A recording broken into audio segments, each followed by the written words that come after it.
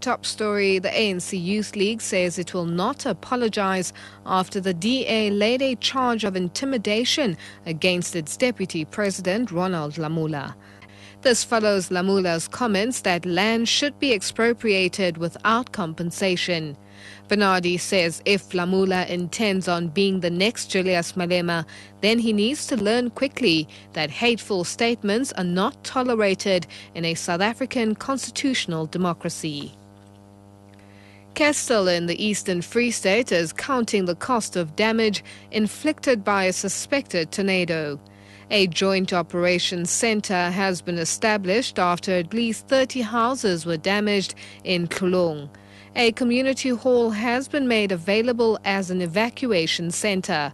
5 people have been admitted to hospital. 4 people have been hospitalized after a severe storm on a Harrismith farm. A series of suspected tornadoes have wreaked havoc in parts of the province, leaving many areas without electricity. Affected towns include Zastron, Rouville, Paulroo, Senekal, Ladybrand, Harrismith, Bethlehem, Frankfurt and Sasolburg. Eskom spokesperson Audrey Stradom says staff are working around the clock to restore supply.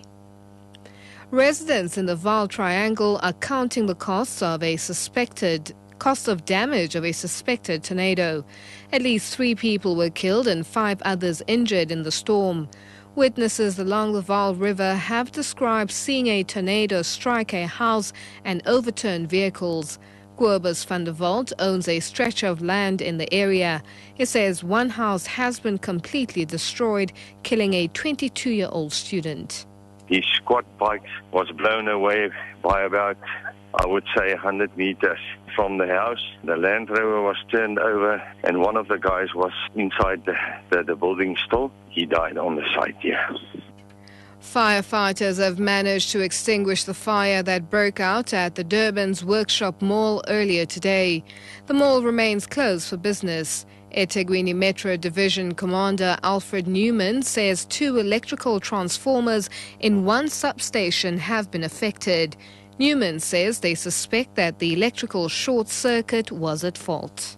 We found thick black smoke issuing from the workshop substations. There is 1 substation that is alight that has been affected. The oil within the substation was alight. We've managed to gain force entry, break into the substation, and we extinguished the fire. We're currently damping down at the stage. There are no persons that's injured or hurt in this incident. Moving further afield, Iran has given new English names and changed the flags of many of its oil tankers, with a ban on Iranian oil imports just a week away. At least a third of oil tanker operator National Iranian Tanker Company's ships have registered with the Pacific atolls of Tuvalu and also Tanzania after dropping their Maltese and Cypriot flags.